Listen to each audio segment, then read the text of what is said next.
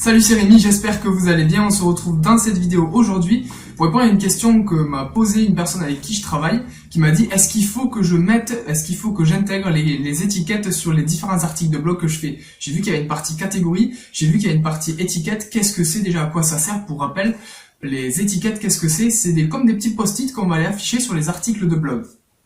Pour faire simple, en fait, on va mettre des mots-clés qu'on va appliquer à l'article de blog. Par exemple, si mon article de blog concerne, par exemple, les voitures, je vais dire, voilà, l'étiquette, je vais mettre voiture, roue. Si par exemple, ça concerne les voitures bleues, je vais mettre le mot bleu, etc. Donc, est-ce qu'il faut que je l'active? Est-ce qu'il faut que je les mette à chaque fois? Est-ce qu'il faut que je crée des pages pour chaque étiquette? Est-ce qu'il faut que je rédige du contenu en plus, etc.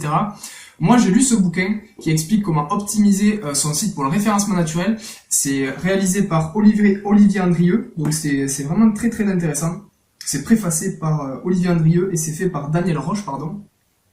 C'est très intéressant, en fait, il parle des étiquettes et il dit le problème des étiquettes. Les étiquettes sont souvent un fléau dans WordPress car elles dupliquent fréquemment, pas toujours, les contenus avec les catégories ou entre eux. Si le site utilise les étiquettes, vous devez donc impérativement distinguer ces pages de vos catégories.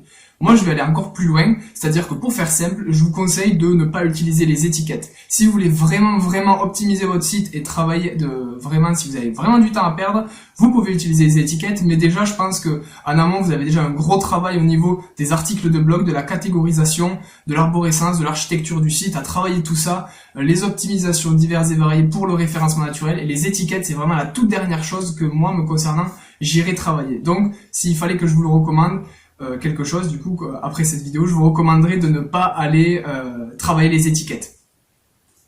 J'espère que cette vidéo vous a plu, qu'elle a pu répondre à votre question. Sachez que je propose en dessous de cette vidéo le lien vers mon article de blog qui détaille exactement ce que je suis en train de dire. J'irai encore plus dans le détail plutôt que dans cette vidéo. Je vais vous expliquer tout.